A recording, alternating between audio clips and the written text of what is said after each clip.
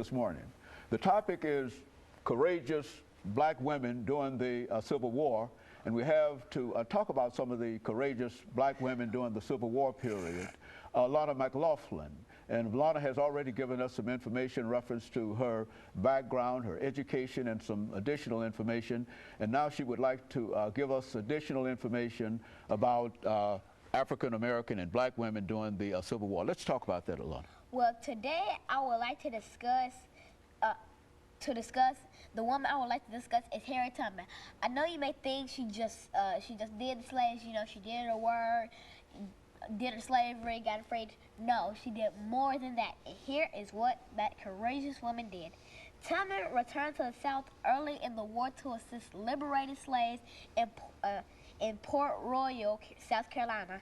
By 1863, serving as a scout for the Union, she would wear disguises and lead local blacks in dangerous missions behind enemy lines to gather information on rebel troop location, movements, and strength. Other intelligence work involves black women working as domestics.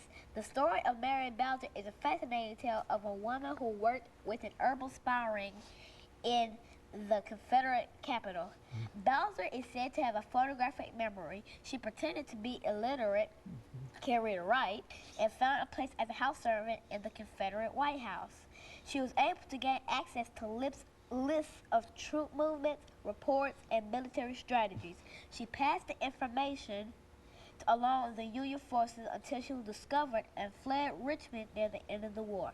Finally, there was Mary Vestry, a free black woman who was working for a Confederate engineer in Norfolk, Virginia, who overheard plans for building the CSS Virginia. After obtaining a copy of the plans, she daringly crossed enemy lines to take this information to the Secretary of the Navy, which caused the Union to crank up construction of its own ironclad warship, the USS Monitor. After the war, the brave exploits of these women were just hidden and forgotten. They certainly don't need to be hidden and forgotten anymore. And so, in a real sense, you think that you've helped to resurrect information in reference to some of the roles that these women played.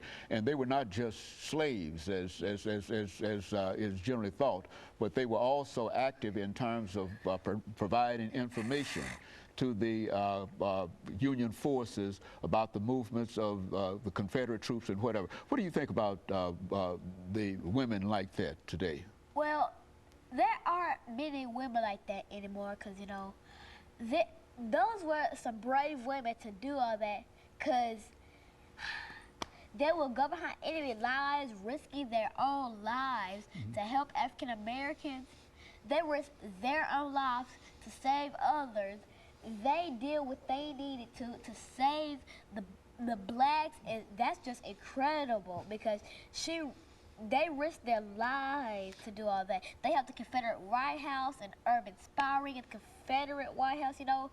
They helped a lot in the Civil War. And so in a real sense, they sort of made people see them quite different because of their activities during the war. Is that what you're saying? Yes.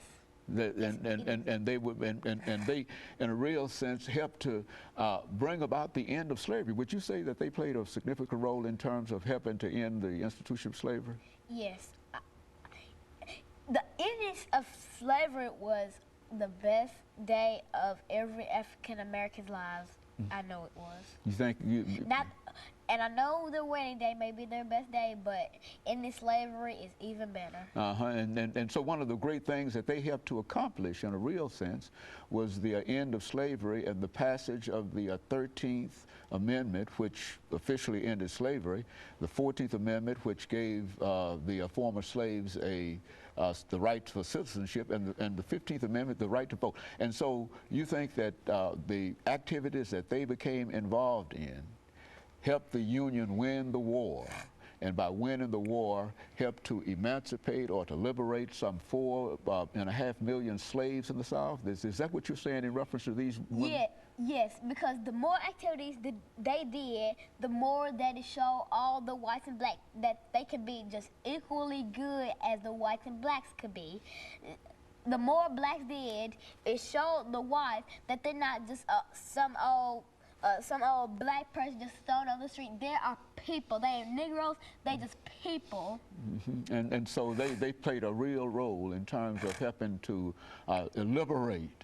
Now, one of the women that you mentioned earlier, and I think it's important that people your age understand her, was Harriet Tubman.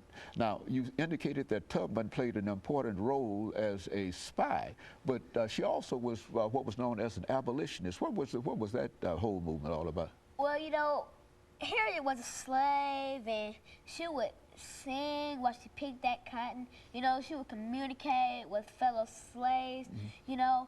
And then one day she just said, I am so sick and tired of being controlled like I am a dog. I want to be free. That's her exact words. So she got up that night.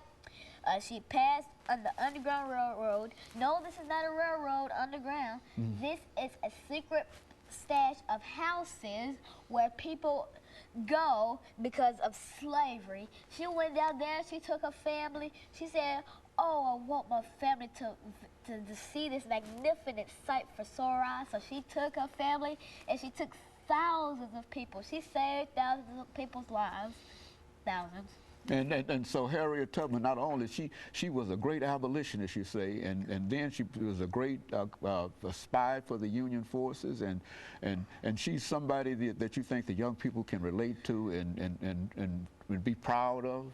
Yes, because I really think out of every black woman, I think Harriet Tubman is the one that little kids can relate to, because they make the books about Harriet Tubman in words that little kids can relate to, such as Harriet Tubman freed slaves, you know. I think kids can really relate to Harriet Tubman because they know a lot about her. The other women, kids may not understand the words that they are put in, but in Harriet Tubman, they understand the words that she's put in.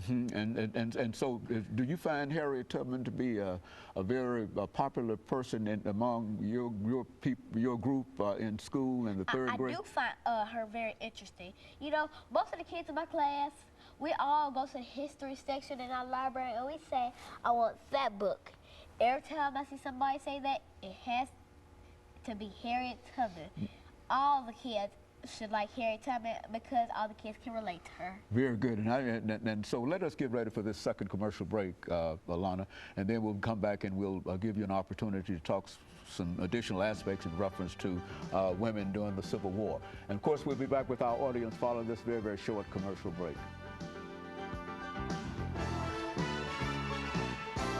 The show for today, we're talking to